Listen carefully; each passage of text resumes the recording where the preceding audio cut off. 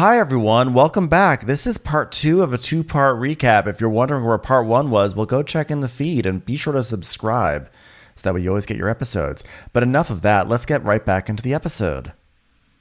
So then we go to this place called Puttery, and Kiki and her son Shamar and his friend Neri, they are at this like an indoor miniature golf course. Yeah, we know these places. Yeah, they're fun times. I enjoy them. I love miniature golf. I actually love miniature golf. Can I say it? I freaking love it. Me too. One of my first dates with my wife Brittany was mini golf, and we had some memorable times on near the dragon and the windmill, which I won't. There's no need to go into that. But a solid mini golf course is like always fun for me. Yeah, one thing that I am upset about is that I don't feel like there's any good miniature golf courses in Los Angeles. Really? You know what? Not even Boomers. Okay. Not even the Castle. Castle Park. Listen, Castle Park's not great. Yeah. But it does satisfy a little bit. I hear there's a good place in Pasadena, actually. That's actually only 9 holes, maybe. But okay. It's the quality of the holes. It's, as I always say, it's the quality of the holes. The quality of the hole. That's what Jax Taylor says. But I think, so here's my issue, if I may. Yeah. I know we have a lot of episode to go through, but I think this is important. I love a real whimsical miniature golf course. Yes. And I think that technically there's a difference between putt-putt and miniature golf. I think like putt-putt is actually kind of a standardized course, or maybe it's like, it's all about like blocks and angles. Yes. Whereas I think that might be putt-putt. Or maybe that's miniature golf, and putt-putt can get super whimsical where you go into windmills and stuff like that. And what I don't like, here's what I don't like. What don't you like? I do not like when you are approaching a miniature golf place and you see the windmills and you see the goofy things and you're like, oh, this is going to be great. This is going to be great. And then when you get there, those are just things that are like on the side of like pedestrian courses. Totally agree. And so when you're playing and you're just playing on the typical, like, it's basically like an L-shaped thing with some angles on it and like all these fun dinosaurs and windmills you're not even interacting with. And I'm like, fuck you. That is some false advertising. I hate that. Like I want when I play miniature golf, I want it to be like Flintstones or something where like that ball's going up the back of the dinosaur and then dropping into like a volcano. At least one Rube Goldberg machine. 100%. It's like Mousetrap. I need to like be interacting with all the fun stuff. I think that's why I do like Castle Park. Look, Castle Park's got some bullshit holes for sure. Yeah, that's my memory of it. But some of their holes definitely have like windmill and ball drops in here and then it rolls around here. It's got some good stuff. I want like all sorts of funny contraptions and wildness and like there's a hole over here and a hole over here. I don't want to deal with any others. You know what's it's all right. One last observation about this. No. I didn't know we were going here. Didn't know we were going full mini golf. Yeah, I'm triggered. Well, honestly, because nothing really happens in this scene, so this is just this is one of those scenes. I swear to God, anytime I'm a father, so the scenes with kids are almost uniformly boring. Yeah, almost always, because nobody can say real conversations. And it's fun to see Kiki fall into the ball pit dressed like a supermodel and that kind of stuff. But like that's the most you're going to get out of those scenes. Like they're just there's something missing. I love that they're giving Kiki more personal stories, especially as a friend of that's almost unheard of. Yeah, but this was not a terribly interesting scene. It's cool that her son seems great and his friend perfectly fine. Yeah. Perfectly fine scene. Perfectly fine kids. Oh, I thought you were saying perfectly fine son. It's perfectly fine. It was fun. But the miniature golf hole that I hate, the one that I hate them. Actually, I don't hate it, but I think is the hardest one of all. Tell me if you feel this way. Okay. It's usually found on the more pedestrian, like non-whimsical ones. Yeah. There's a hole, of course. Yeah. And it's surrounded by like a round, almost like it looks like a little volcano where it's like round and there's a little bit of an incline. It's like a cone. Yes, it's like a cone with a hole in the center. Yeah. That, because you have to hit it perfectly, because if you hit it too soft, it like rolls up and then around and away in a different angle. Direction and power. Like everything has to be perfect. I totally agree. That's the hardest one of all. I think the one that I dislike the most is like when there's like a hole and you think it has to go in that hole and down to a lower level. I love that. But then when you get up to that hole, you see there's actually another hole behind like a brick over here, which is the preferred hole. And you're just like, oh man, you could have told me there were 2 holes. That's true. But I have to say, one thing I love is when I'm surprised you don't like Boomers. I feel like Boomers, don't they usually have all the whimsical holes? No. No, they are whimsy teasers. They my memory is that Boomers has all the stuff next to the holes, but not actually on the greens. Well, you know what? I'm glad I never pulled over on the I-5 because that I always see that when I'm driving to like Huntington Beach or something. I'm always like, one of these days I should have like the time to go over there and do that. I'm reminded of Marisol's, sometimes if it's what is it if it's good for the hole but it ain't good for the soul. Well, what's good for the hole is good for the soul. Like that was written right. One of the producers handed that one to me, right? 100%. What's good for the hurricane is good for the pain. If it rhymes, a producer wrote it. Yeah. Anyway, long story short, too late. I know, too late. I love when you do hit like a ball into a hole and then you have to like it comes down to a whole other level. Like that's the best. That's like fun. That's just fun. It's just fun. Okay, well, anyway, this is a great scene. So Kiki, Larsa comes over. They talk about kids. She wants to be in a good place with Shamar. Kiki calls her dad, and it was great. So I gotta say, if Shamar were like 10 years older, Larsa would definitely be hitting on him. 100%. Like the name Shamar alone. I feel like she'd be like, Shamar, we just have like a connection, like 19. Oh, okay, that's even I can't do that. He's young, but he's like wise beyond his years. He's just like such a gentle soul. We just laugh. We laugh and laugh and laugh. Isn't that messed up? That was the first thing I thought. I was like, Lars is sitting at a table with Shamar. Oof, watch it. Yeah, watch out. I don't think she's going for Neri, though, unfortunately. No. I don't think that's going to happen. So, God bless him. So then we go over to Stephanie and Masud. So this is Masud's first big scene. Yes. Husband thing. Did you feel like Masud? I couldn't tell what was going on with the scene. Masud was acting, right? He was acting. He was 100% acting. I thought so. I thought the whole thing. This whole thing felt like a setup to show, like, to introduce wacky the character. Yeah, it was like wackiness. But so so Masud and Stephanie are there, and Stephanie's in full boss baby mode, full like okay, we have to look at the rooms. We're gonna look at the rooms, and he's like, but I only want to look at one for no reason. But I only want to look at one, no more than one. Scene needs tension. We need to establish stakes. Exactly. From the top. Hello, my name is Masud, and I only will look at one room. That's all I will need to see. God forbid we look at second room. So she's telling us, she's really trying to sell us on Masud. She goes, so many people think that like, because my husband is older, like much older, like 45 years older, that like he's older at heart, but that's so not true. Let's look at some footage. Let's show the footage of him in a backwards hat. Okay. And we see this guy. Totally. Like, that meme of like Steve Buscemi with like, hey, fellow young people. Exactly. Is that from 30 Rock or Community or... What is that from? Gosh, I thought it was a commercial, wasn't it? Oh, maybe Am I it completely is. wrong? I thought that was a commercial from a little bit back. But it could be. Someone will tell us. But he's just like in that hat, and he's like doing some sort of like TikTok dance, and I was like, oh, this is so sweaty. It's really sweaty, you guys. Don't do this to us, Masud. We'll remember him dancing when the lawsuit starts in next season. Yeah, exactly. He's like, I want to listen to some Roni Chaplin. I'm like, oh, okay. Chappelle Roan. So she's like, yeah. And then Larsa met my husband and we went to dinner. And after dinner, she texted me. I was like, oh my God, you're the old lady of a relationship. Your husband is so fun and you're not letting him live his life. Ha ha ha. That's totally me because I have to talk to men, 80 men at a time. So they're just like talking about like she's talking to Vanessa, this employee, and they're looking at models in this unit. And here she goes again saying, every time we go to St. Bart's. St. Bart's, yeah, I'm telling you, dude. St. Bart's, Masud, he loves animals. He loves animals. Setting it up, setting it up, because these dogs have to shit eventually in the room. So we got to establish he loves animals. He loves animals. He sees other wrong here. And here's how you know he loves animals. Because every time we go to St. Bart's, there's turtles. And so Masud goes to the grocery store and buys them muffins and leaves muffins all around the streets of St. Bart's. First off, I've never owned a turtle. This was very informative to me. I didn't know that you could feed turtles with muffins. I didn't know that muffins were their preferred treat. I didn't know that was what you'd buy when you own a turtle. You own muffins. The turtles are like, around. Can we get some fucking leaves around here? Why do they keep giving us these? I believe that there's something more turtle friendly than a muffin. Also, please don't leave muffins on my street. Who's leaving all these muffins? We have a little bird feeder outside. And when we moved in here, Dom got a bird feeder and he filled it with little nuts and everything. He's like, oh my God, the birds will come here because he loves animals too.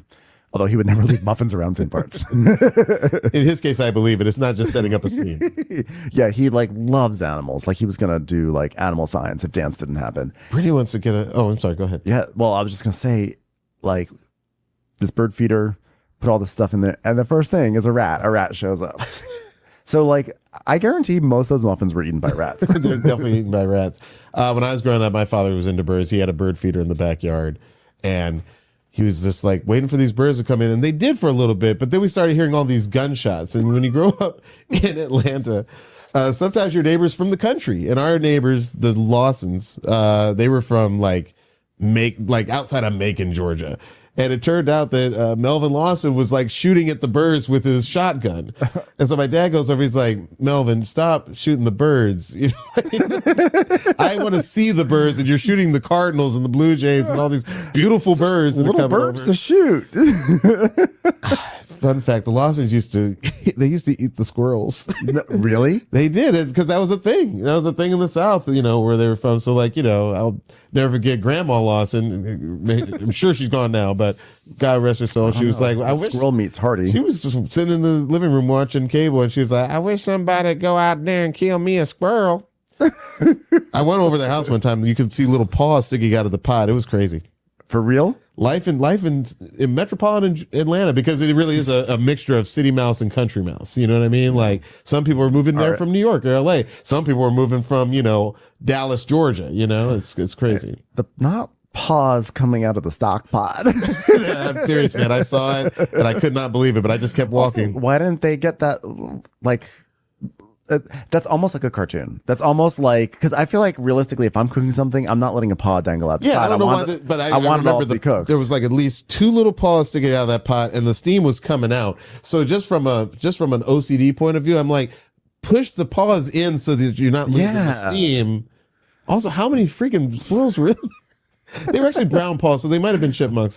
This is not the diversion everybody was expecting. When you said that, like you had these birds coming to the bird feeder, then all of a sudden you heard gunshots. I was like, wow, I'm glad that's what those birds weren't carrying. It's like now they would be smarter. Yeah, these days, unfortunately, everyone has a gun, even the birds.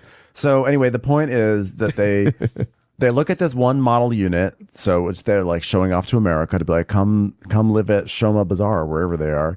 And then she's like, I want to see another unit. No, please don't look at other units. Not take me to another one. I don't need to see another unit. Must do TikTok challenge.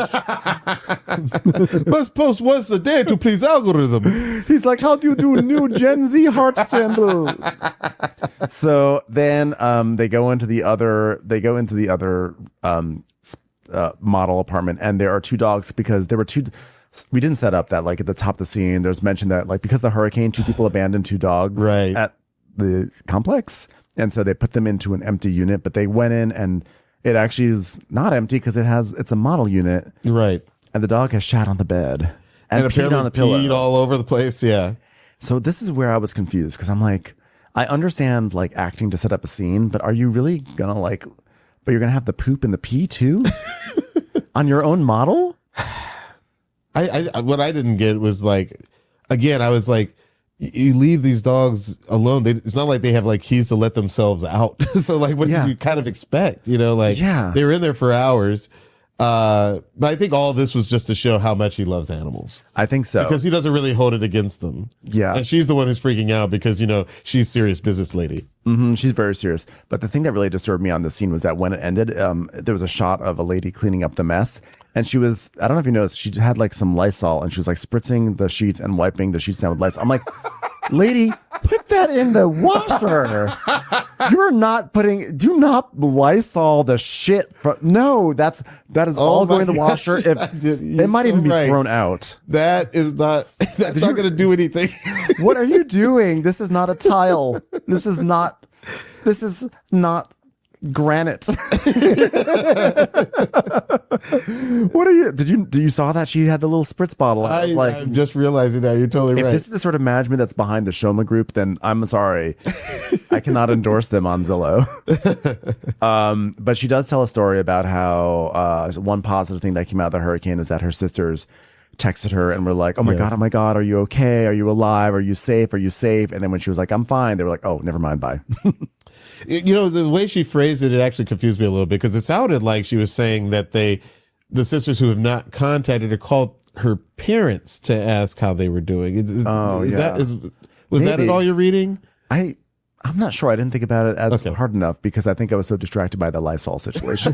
You're still thinking about, I was like, ooh, Shoma, not a good look. Yeah, all that defecation. I'm not sure. It sounded like they called her parents to check on them, and then they texted with her. Maybe that's what it was. That was the vibe I got, but you could be totally right. I also feel like she's going to be the sort of housewife that's going to be a little slippery with the truth. Like, for sure. She says it one way. She's like, no, what I meant was this. Well, actually, this is what it really was, which is also very Bronwyn, you know? So now, except I took to Bronwyn pretty quick. I really love Bronwyn, and I thought she was a great housewife. I think she's going to have a terrible next season. I think she's going to have. It's always the season 2. I think she they're going to. I feel like Denise came on. You know, she was having so much fun season 1, and season 2, everybody got out knives for her. Yeah, and I think they're going to get out knives for Bronwyn. Yeah, but she's also has some like wind in her sails, so she's going to be a little. I think she's a little loose. She's gonna get too comfortable, and then and the audience is already kind of like turning against her anyway. So like, what happened? I don't know if I missed that. Just they think she's like cocky or like full of shit, you know. So I think I still like her. Yeah, I think she's a great choice. But I agree. I think season 2 is going to be hard for Bronwyn. She's gonna have a bad edit. Yeah, it's gonna be really bad. That's all it takes, really. Right? Yeah. It's time for a commercial. It's time for a Crappens commercial. Now the big confrontation of the episode, which is that Gertie and Julia they meet at a restaurant to have this talk, and I'm like with you, like the tension was. It's like I was like I hope they can actually this because I actually like both of them a lot, and so I hate that Julia has taken this like villain turn because it's like not fun villain, it's like nasty villain. Yeah, she doesn't play villain well. No, because a villain has to be sort of looking like they're enjoying. Like Larsa's got that malevolent grin. Yeah. So the second she says that really mean thing to you, she's having a blast. But Julia doesn't have it in her. And Julia, that's like Julia's persona. Like what makes her work on the show is that she's actually this kind of like daffy, sort of like out there person that's kind of. Like it's like a little bit of a contrast from the other Absolutely. personalities. She likes that farm life. You know what I mean? Yeah. Like she's not talking about St. Barks in her Birkin bag. Yes. So they sit down. I love this scene, by the way. Yeah, Gertie and it was the scene I'd sort of been. I feel like every episode you're waiting for that scene, and for me, this was that scene in this episode. Especially since this one, I sort of expected it the week after the water toss. Yeah. Didn't happen. The week after that didn't happen. It finally happened in episode 5. Mm-hmm. I also really need to see a super edit of all the times that the waiter comes over. Oh my God, at the worst possible moment. I was gonna strangle that waiter. Like I was like, every time they were like about to like have a meaningful exchange, he was like, would you guys like a new slice of lime for your Diet Coke? It's like, why are you coming over here so many times? It's like a cavalcade of characters. Sometimes there's just that waiter that just draws all the attention. Like you said, they come over at the worst possible time. But I love those scenes. Those are some of my favorite housewife scenes. So they sit down. And Gertie is like, thank you for the invitation. I got your message that you sent me the date after, when you sent it. She was so robotic. Like, yes. You could tell she's still mad as hell. Oh, 100%. Because she's got like her code is on. Like, her code is, I am here and this is business and everything I'm going to say is absolutely truncated. This is business, and I say that with authority because I just went to the stock exchange. Thanks for not saying anything about it. That's where the business goes down. I rang the bell. It was a bad day. The stocks went down. It was a red day. It was the day the tariffs were announced. Buy NVIDIA now. It became like CNBC. Buy low, sell high. I've learned so many things. Supply and demand. So yeah, she's hot. She's ready. And she comes in. She says, I got your text message. And Julia's like, and I meant it. And It is. It was written with open heart. Also, it was written by goat. I wasn't sure if Gertie was. I seem to remember feeling like Gertie. I wasn't sure if Gertie was able to say everything she needed to say and for Julia to understand it, because I think that waiter kept on coming by. Oh, not only the waiter, but this gets to like one of the reasons I love Miami. One of the things I love about this show is I thought about it a lot because I knew I was coming here today. It's these women are trying to talk about nuance and feelings, but none of them are speaking their native language. Like Yes. that is insane. That is such an amazing point. Think about it. Like, I always wondered, like, these international soccer teams, like, if you go to Real Madrid, 3 of the guys are from Europe, 3 are from Africa, 2 are from Asia, 2 might be American. They all have to speak some common language just to play a game, and that's a game with rules. Now imagine that these same dudes have to all speak all these different languages, but they have to convey something as nuanced as how you made me feel. Wow, you're blowing my mind right really now. came up to me. It really came out to me actually in the scene. One of my favorite parts of the scene when Gertie's recounting. Well, it's actually a flashback.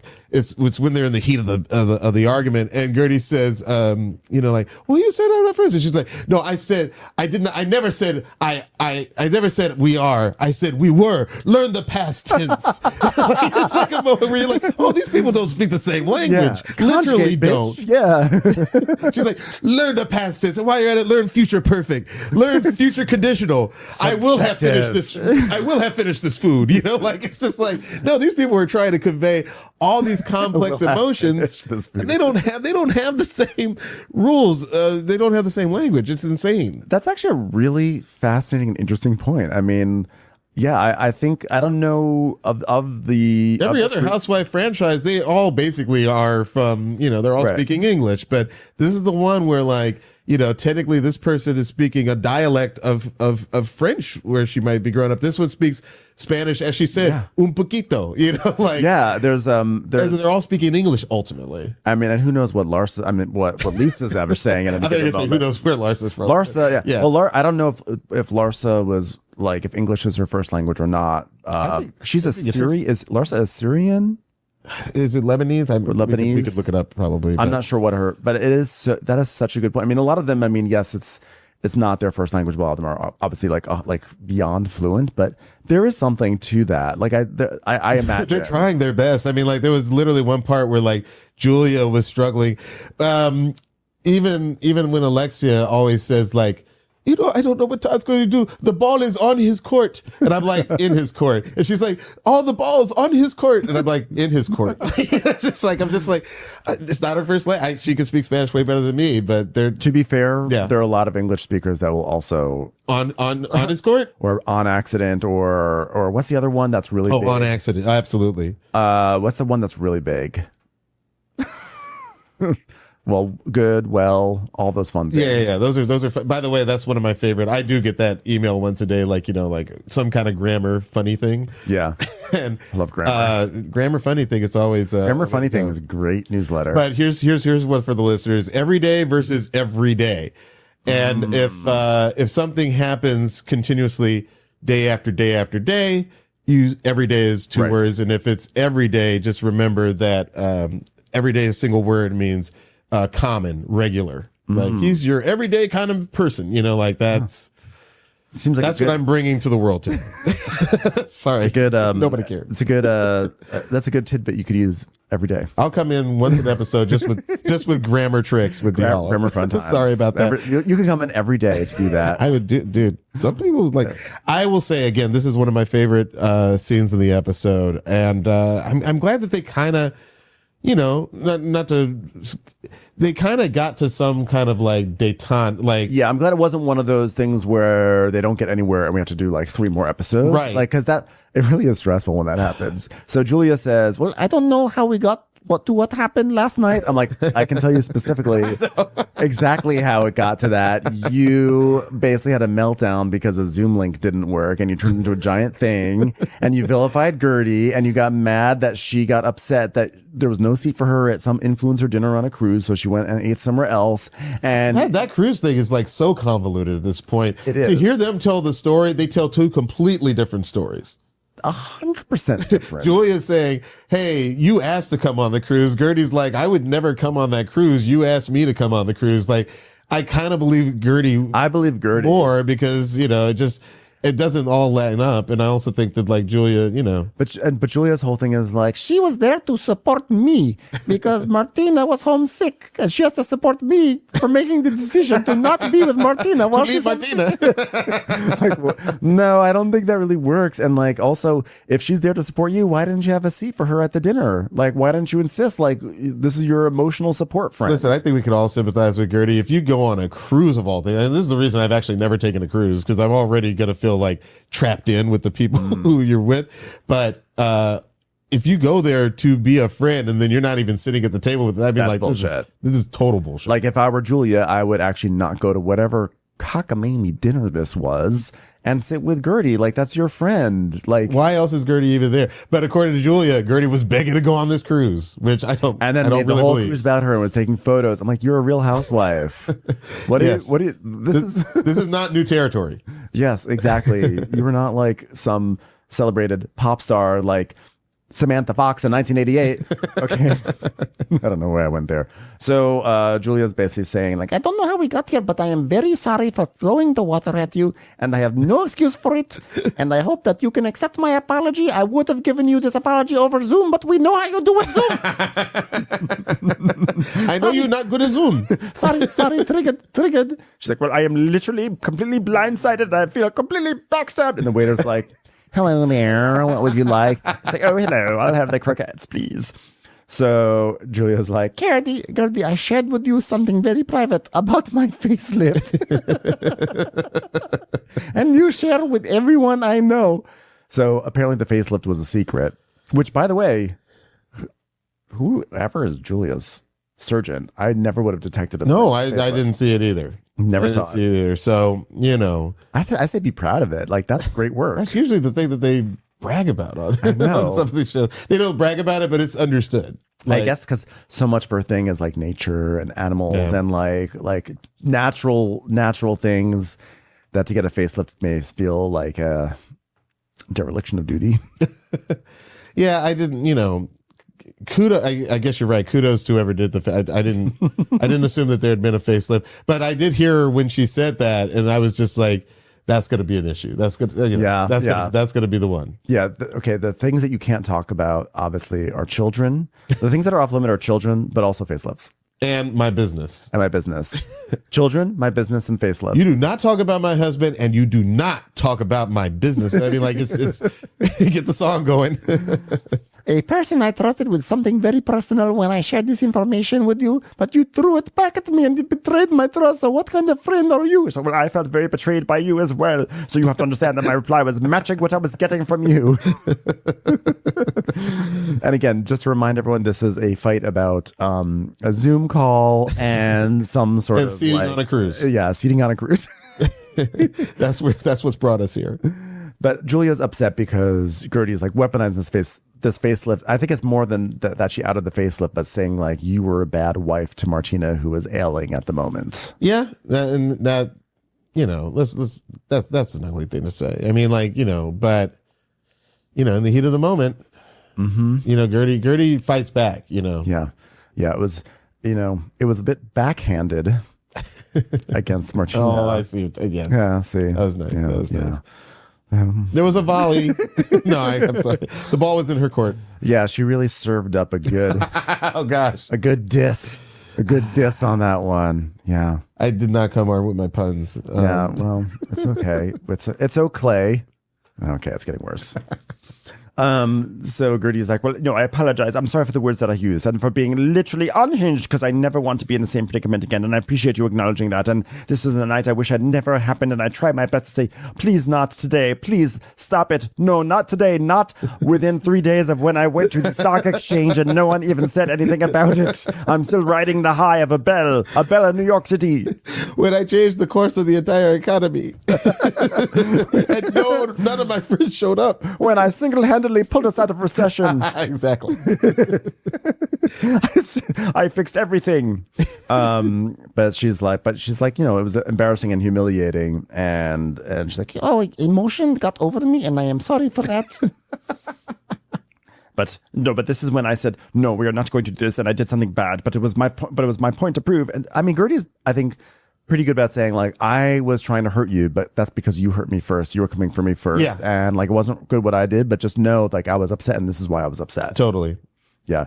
And then she has like 5 monologues in a row where she's like, oh yeah, we're not friends, but I know this about you. Like I came out and like, look, it's something I knew. And it was like, my good friend was like, hello, it's me. Hello. Do you remember me? And you said, we weren't friends, but I'm like, we were good friends. Because if we were good friends, you wouldn't tell me about a facelift, but we were not good friends, but you told me we were good friends. So now we were good friends. Julia's like, I don't follow. Just agree to disagree. Maybe. Can we move on? I don't know. She's like, I do not follow these words. Yeah. Yeah. Julia just kind of is like in a place of what is done. Like, yeah, you can't declare that, but like you said, I was happy that they came to a realistic resolution because I would have liked Julia to have acknowledged that she was having a massive overreaction about the Zoom link. I feel like that's what was not. I think that's what was missing for me. The specificity of what I did wrong. Yeah, because the cruise ship, we can't really litigate that one because we don't really know. Julia's more apologizing for throwing the water than sort of what led to all this tension in the first place. Right, but I would have like. I just kind of wish they had buried the hatchet about the Zoom link because that's just too stupid to have like that is a dumb thing. Like that is honestly one of the worst like things. Your Wi-Fi could have been out. Like there's so many reasons that have nothing to do. Yes. That's a little bit of Julia's narcissism, but I also liked how realistic their resolution was because I think it's Gertie who says, I know one sit down is not going to put me at ease of, trusting you again. I thought that was very mature to me. It was very mature. I like that. So now we go to Villa Toscana, not to be confused with Cucina Toscana from Salt Lake City. Yeah. A favorite restaurant establishment. So it's this place, there's like swans, there's like boats. It's like very Lisa Vanderpump. I can totally see that, yeah. Alexia shows up and she's in, it's like a tunic of some sort. She's ready for narcissism. She's ready. And Daniel's right there. He's right there. Our guy is back. He has created an experience for these ladies. A self-help experience. Yes, because they have installed a whole bunch of mirrors around, and they've written things on the mirrors that are, I don't remember what some of the mirrors actually even said because it was so quick, but things like, look at yourself. With that accent. Look at yourself. Look deeper. Look deeper. They want to kill you, the narcissists. They all should die. Alexia's like, I wrote that one. So, she's like, in the past, the girls have hired shamans and spiritual leaders and anyone that can help us, because we need a lot of help, and we see like montage of all these different people that have tried to help him over the years. And she's like, but I'm bringing this guy in because he has more credibility. He's got those 3 books. He has a working Canva account and could do some really good memes. I really trust his memes. Yeah. They do cite that, like, because he has 3 books that therefore, like, he might be treated with some more gravitas with the narcissism stuff. So, I guess you could have, maybe brought in a psychiatrist or a psychologist, but no. Baby steps. Daniel. He knows it. He's a one-timer. He's got a lot of wisdom in his memes. So they're looking around and there's all these quotes on the mirrors and everything. Oh, she goes, oh, look at this mirror. This is a good one. Okay, wait. Everyone gather around. All the swans gather around. Okay. Here's what the mirror says. You cannot fix someone who does not want to be fixed, but you can ruin your life trying to do it. That's true. It's true. Okay, let me call Todd. Let me tell him about That's this. that wisdom. That's that wisdom you're talking about. Dropping those pearls of wisdom. I like that Alexia's doing this whole party and we know the very first thing she's going to do is go back to Todd, right? Sorry. It's okay. You were caught up. You're emotional. Those memes really got you, didn't they? I get choked up. It's a serious scene. So she says, all the girls think that this party is about Todd, but it's not about Todd. It's about all of us because we're all narcissists. And I say that as the star of the group. But anyway, I always think about that, by the way. Last year when she said that she was born a star. Remember when she said that? She's like, I can do this right now because I was born a star. Like I can say whatever I want because I've got star privilege. My favorite quote from Alexia of all time might be, because I don't hear many other people, is slander, slander. I'll never forget that. That was one of my favorites. I think that's to Dr. Nicole. Yeah. So meanwhile, everyone's arriving at a Sprinter van, and they're going to take the Sprinter van over to this party. So Marisol gets there, and every time someone shows up, we get a joke. We get a hat on a hat, as we call it in comedy. hat on a hat. We get a hat on a hat. That's right. That's what it is. A hat on a hat. Yeah. And they brought back my favorite word, khakis. Khakis. Yeah. Oh, so risque. I gotta say, I mean, like, you know, I love the character of Kiki, but I feel like her testimonials are all the same joke 100 times. It's getting a little bit like that. It's just I'm always like, I'm waiting for the sex joke, and it's just like, I feel like there's more there than that. Yeah, but she's always doing like, oh, penis. It's like everything. It's like, what do you think about her? What do you think about Gertie ringing the bell at the stock exchange? Oh, that's ringing a bell in front of a lot of penises. And by the way, this when it's, you know, her time to show up, they give her the ultimate penis run. Yeah. it's just like, I was like, okay, it's one of my favorite movies, by the way. The sequel, Penis Run? Sequel Great to movie. Chicken Run. Yeah. Oh, I thought it was a sequel to Midnight Run. They were actually a trilogy. People don't realize The Run trilogy. there's the Run Bloodlines is coming out soon. That links them all together. Yeah. So what happens is that as they're arriving, they're given like a label, goddess of something, in like super basic font. I was really upset with that. It's like that Zapf Chancery, perhaps. I think it was What Zapf. is that? Is that modern? Or something like That's like that. It's like that font that people use for like to make like a fancy menu, and you're like, put some more effort into it, Holiday Inn. There were all kinds of. It almost looked like it was like a YouTube thumbnail. Yeah. You know, like nobody wanted that. I felt like it was a rush job. So Marisol is goddess of the khakis. It's back. I manifested it to come back, and it's back. Made it happen. Or like when she was talking about Alexia, she's like, you know, what do you think Alexia needs? Some nudity. When she said that, I knew I could tell that she was going to. Yeah, it's such a setup. It's- We don't need, to the producers, we don't need that. Like these don't need ladies are funny on their own. We don't need these. We don't need these silly graphics, and we don't need that font. We don't need definitely don't Definitely don't need that the font. Let's start with the font. The font is the most fixable thing. Okay, I know that there may be debate on the production team about whether or not they should have goofy chirons, but If like there is a debate, let us weigh in. Don't do anymore. Please don't do anymore. It didn't work on Vanderpump Rules. Did not work on Potomac. Did not work on Atlanta. It is not working here. But luckily, the show is like fine. Didn't impact Show's the great. show, but like I don't feel like they need to do it. Commercials. Here comes one right now.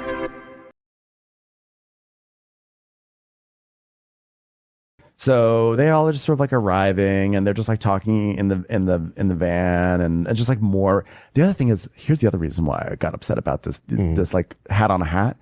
This is an enormous cast, and I was like, oh, we're gonna have to sit through like 9 of these. They had to do so many. Because each one was like 10 seconds. I was like, this is a lot. I say this as someone who is currently recording a podcast that's 90 minutes long. So meanwhile, Alexia and Daniel, they're still getting ready and stuff. And Alexia is the goddess of the stars, of course. So long story short, they're all sitting there, and it's 12:30. And then we're seeing time tick by. And they're just sitting in the Sprinter van on the at a sidewalk for 2 hours. Which is just cruel. Absolutely cruel. By the way, it's Miami, and they have the door open, so it's just humidity and sitting on a Splinter van. And by the way, these women aren't dumb. They know when you get in a Splinter van on a housewife show, somebody's going to get into like one of the worst arguments of the season. But like, it's just, they're just sitting there. I mean, I don't know why they haven't left. I don't know. And they actually seem in the real world, they would have left. Yeah. They also seem like relatively calm. They're just sort of like chatting. Yeah. They're just like, blah, blah, blah, blah, blah, blah, blah. Well, Marcus is blah, blah, blah, you know, and, but you know, they're mad, but they're just like chatting at the same time. And then finally, Lisa comes on board. She comes on board and she makes an entrance, which is and she makes an entrance. She made a really big entrance. Who do you think you are? Someone who just rang the bell at the stock exchange? By the way, I did that, everyone, in case anyone wants to acknowledge it. By the way, I did that. I know none of you know that because none of you were there. So she gets on board and like, oh, wow. And so Marisol's like, Monkey, where are you? Monkey. Monkey. So Stephanie just goes in. Stephanie's like, I am ready. I'm used to talking to 80 men. I will say, this is not her first episode, but this is her entrance into the season, boy. She held nothing back. She came really hard. And I thought it was great because Lisa has pulled these hijinks many times before, and they will sometimes say something to her, but this girl she doesn't listen to them. Does not listen. And so Stephanie's like, I just want to say that if I ever fly anybody anywhere and Lisa shows up even 4 minutes late, she's going to see the plane take off without her, which is like, Lisa just professed that she wants to be friends with her because of the PJ. And by the way, I don't know who was writing on the mirrors, but this one just seemed a little too perfect. Nobody gets angrier than a narcissist accused of something that he did. Yeah. Like that cutaway, I was like, okay, so the producers are writing this in the lipstick? I don't know. I think so. I don't even know if that was a Daniel original. But then again, nothing's a Daniel original. He's a collector of memes. Yeah, I thought that one mirror that said nothing bothers a narcissist more than having to build a house for Lisa Hochstein I was like, wow, that's a very wow, that's a specific meme. Seems very limited in the number of people who could benefit from that. But I mean, sure, I support it. She's like, the one that said in the lipstick, be sure to arrive 2 hours late. Also very specific. Yeah. I was very impressed with his work at that moment.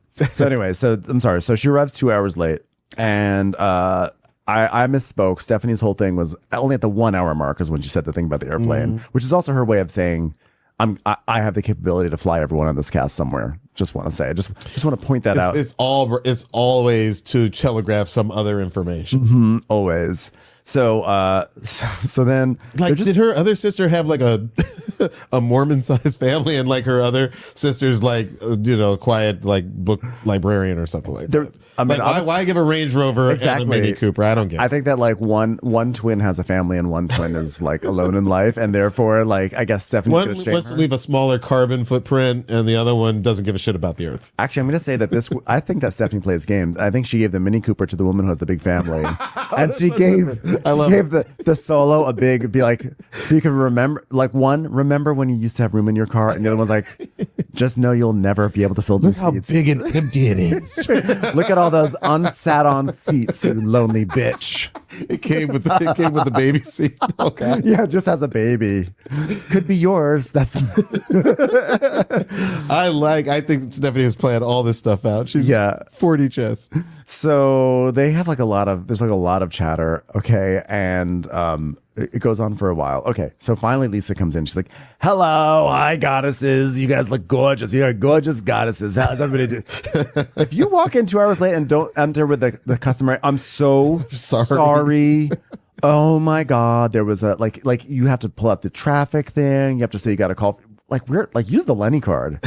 Lenny called. It was awful. He burned down the house. Lenny was supposed to come get the kids. He didn't show up.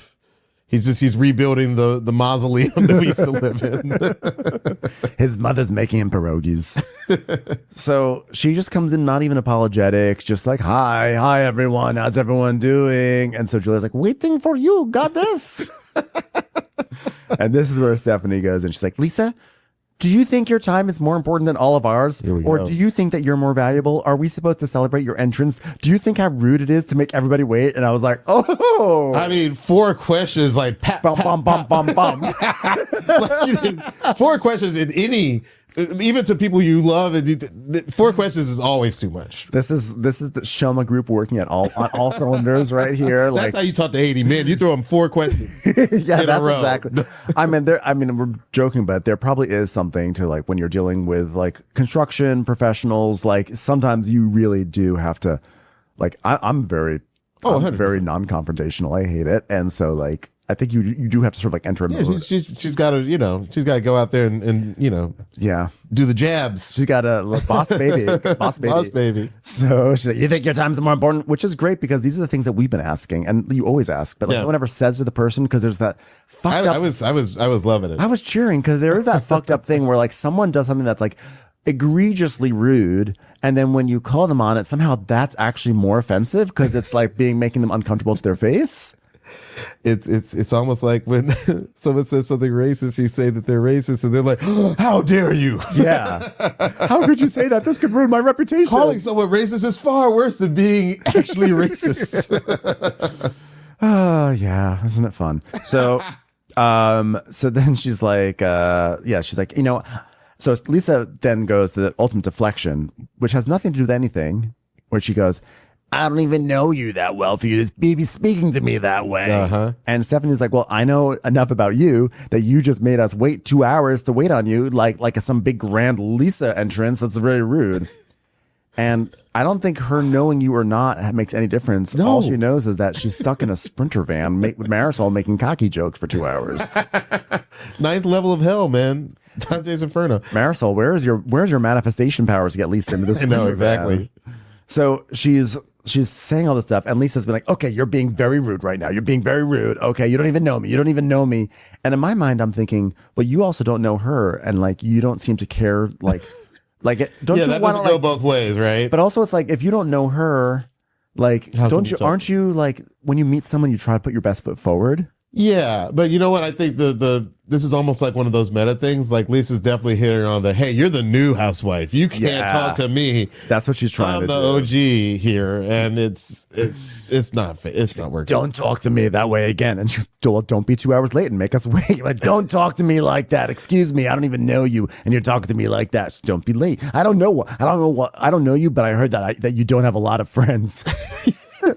Lisa's just flailing. I mean, like she doesn't have a leg to stand on logically. So now she's going to this is like middle school. So I heard you don't have a lot of friends. I don't know you, but I heard you don't have a lot of friends. I was checking if I'm Lisa, I fire the Oppo research team that I hired because that's not strong dirt. That's not strong dirt. Yeah, that's like she should have used some ChatGPT right now.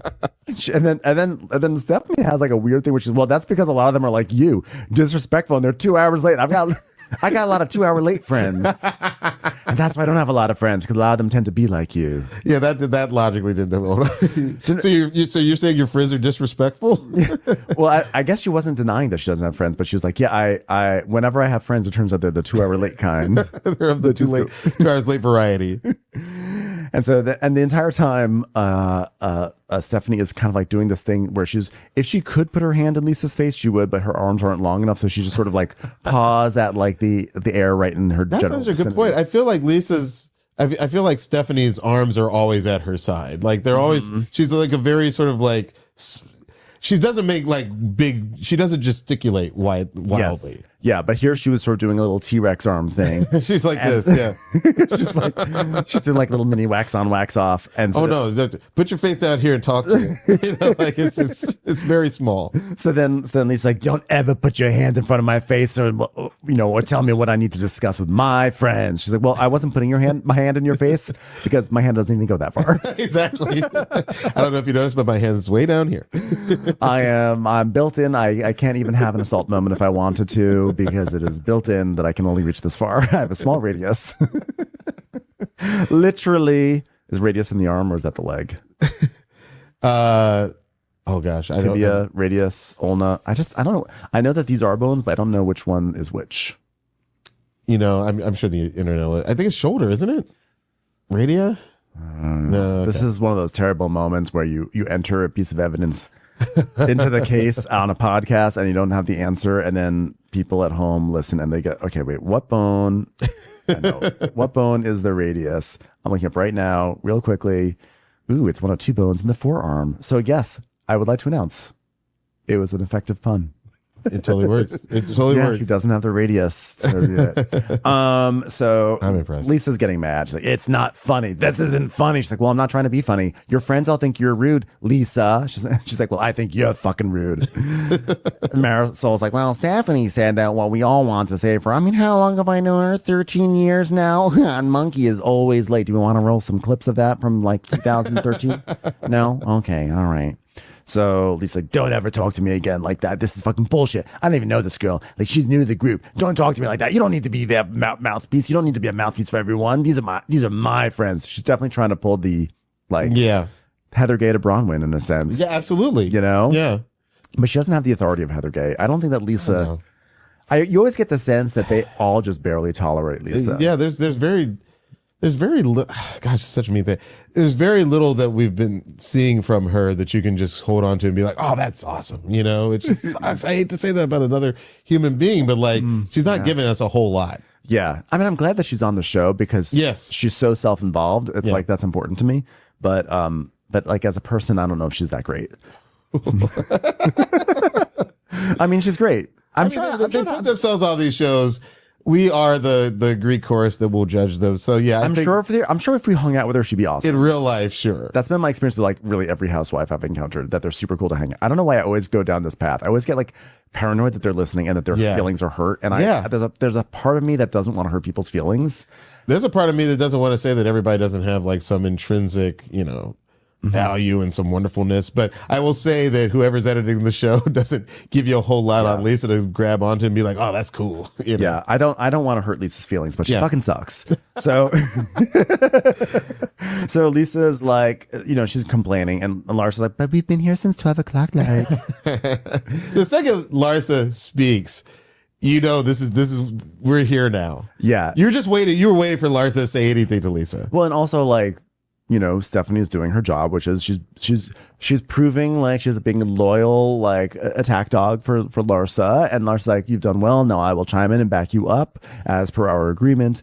And he's like, Larsa, we're not even talking right now. We're not talking. We're not talking right now. We are not talking right now. We are not talking. You were talking about Jody. You talked about Jody and his eyes. No, we're not talking. By the way, stupid person, how do you even start off talking to somebody like this? Stop. You don't even start off talking about something like this. And then Stephanie said, which I was so happy, she goes, well, how do you start off being 2 hours late with somebody you don't know? And I literally went, yes, and because I was like, that was the point I was making in my mind. So great. I love that. How do you start off 2 hours late with someone you don't know? It's not a great first impression. That's correct. And then the producer sort of doubles down on that because they're like, how long would Lisa last as one of your employees? It's like Lisa wouldn't even make it past the interview because she would probably be late to the interview and I wouldn't see her and nobody would see her. And I am livid. I probably would become friends with her though, because I am friends with late people. Apparently. the more disrespectful, the better. She goes, well, perhaps I came off really rude, but it's because my very, very number one only pet peeve is that I don't like tardiness. And I just felt like it was very disrespectful. She's like, don't lecture me. She said, well, my other pet peeve is I don't like when people don't accept my lectures. So we're really off to a bad start here. I will say, like, this whole exchange is fantastic. Yeah. Like you just immediately see like, oh, she's got fight. She doesn't care. Yeah. She's like, I like that she's coming in, she's doing what she needs to do, but it did not actually feel that thirsty to me. I felt like it was earned frustration. She had all the moral high ground and she used every inch of it. Every inch of that moral high ground. So then she pulls back and she's like, look, I'm apologizing and I'm explaining why I came in hot. She's like, well, it's backhand. It's not even a real apology. She's like, well, do you want an apology or do you not want an apology? You either take what I give you or you don't take it. Oh my gosh. I was like, wow, I love that. She offered her an out. I know, and I liked her. She's like, you want it or no? I will keep fighting with you. I have no problem. So yeah, Lisa's like, who the hell is this girl barking at me? Who is she? I don't know you. You can't talk to me like that. Sit down, boss baby. Okay, so right at the very end of the confrontation, Lisa gets in a solid dig. That boss solid. baby That's thing made me laugh out loud, and I love your Minions thing. I didn't know that was coming, but when they cut to the shot of Stephanie, I was like, oh damn, she's the boss baby. Yeah, no, I've never seen Boss Baby, but like, of course I've seen it so many times with my kids. The thing is, there's a whole genre of boss babies. To me, my number one boss baby is the baby from Roger Rabbit. Just like, there's just a whole genre of those little bossy babies in cartoon form, and I think it's like 100%. Roger Rabbit holds the fuck up. It's such a good movie. Such a good movie. I actually, I have a deal over at Disney. I asked him, like, is there any way we could reboot this? I was about to say, why is there no Roger Rabbit reboot? It's because there's so many. There's so many, copywritten characters that show up in that thing. So you never have a Bugs Bunny next to a Mickey Mouse again. But also, why can't they come together? Can't these corporations? It was kind of amazing that one scene, like with like Woody Woodpecker and like all these old cartoons together. That was amazing. But even just Roger Rabbit, there's like all kinds of like rights holders to just him. Wow, that makes it kind of impossible for us to revisit Toontown, which I thought was like a really fun world to play in. It is weird that we really didn't get another Roger Rabbit like entity or IP ever since. It was like a one-off. We didn't even get that. I think it was a hit. Correct me if I'm wrong. It was a hit. Huge hit. I think that's a function of the times. In the 80s and 90s, sometimes a movie just hit, and that was all you got. They didn't make a sequel to every hit movie. Yeah. Nowadays, like they'd already have like 8 TV shows and everything following up on it. You know what's funny? I remember seeing Roger Rabbit. My family was on vacation in Vermont, very bougie, and we went to the movies and we saw Roger Rabbit, and I loved it. And the next time we went to the same movie theater, and you know what we saw the very next night? What was that? Midnight Run. It all comes one of the best movies of all time. All full circle. I got to watch that whole trilogy. It's a great trilogy. Diallo, thank you so much. The episode ends on a to be continued. Like, will they ever get to the narcissism party? I'm not sure. I was looking forward to it on the episode. It didn't really happen. But they didn't I get to loved it, this target but we fight. do see in the next we do see that Lisa gets the goddess of being the victim the most or something like that. And she storms off in tears. And that was when I literally thought to myself, you know what? She might need at least one ally because she's literally spent almost the entire season storming out of stuff in tears. Yeah. But you know what? It's like, that's just Lisa's lot in life. That's Lisa's lot. That's her lot in life. And I say that knowing that she does. Sounds like an 80s sitcom. Lisa's lot in life. Yeah. She literally does not even have a single lot in life. Like, she's waiting for Lenny to finish building it. But either way. I like when she's like, this place is so quaint and it's comfy, right? First off, it's 6,000 square feet. Yeah. But what he doesn't mention is that there's not one soft surface in that entire place. It's all white, hard edges and like marble and concrete. It's like a house built for cocaine.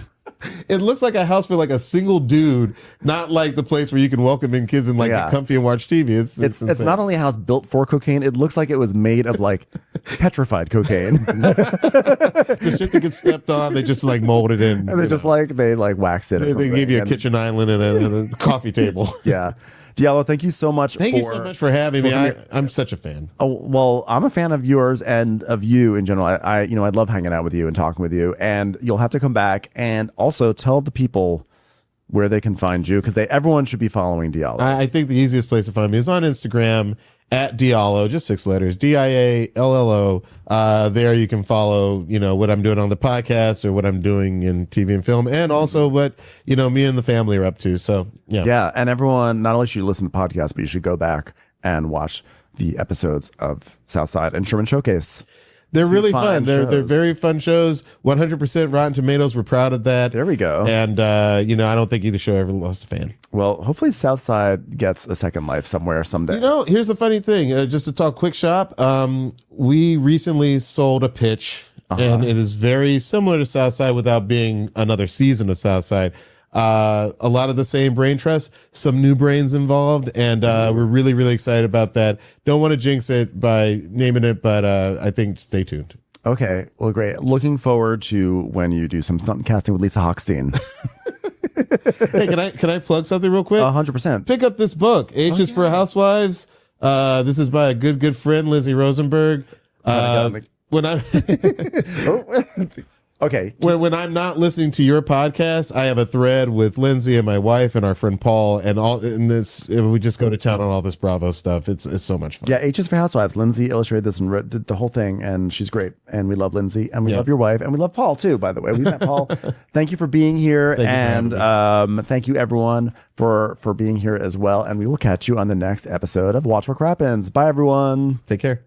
Watch What Crappens would like to thank its premium sponsors. Ain't no thing like Allison King. It's always a party on Allison Block. Our way is the Amber way. It's the Foster and the Furious. It's Amanda Foster. She can run my country. It's Angie McGovern. It's always automatic with Ashley Auto. Put your hands together for Carly Clapp. Get on the right foot with Chrissy Offit. She's not just a Sheila, she's a Daniela Etchels. We never miss her call. It's Diane Call. Aaron McNicholas. She don't miss no trickolas. Hava Nagila Weber. You'll never hide from Heidi Eleanor Jones. I go, you go, we all go for Hugo. Jamie. She has no last namey. She's our kind of mess. It's Jennifer Messer. Sipped some scotch with Jessica Trotch. She's our favorite streamer, Caroline Peacock. Kristen the Piston Anderson. Get a bee in your bonnet with Lacey B. K Sarah, whatever will be, will Lauren Silsby. Bringing the funk, it's Leslie Plunkett. She gets an A from us. It's Lindsay D.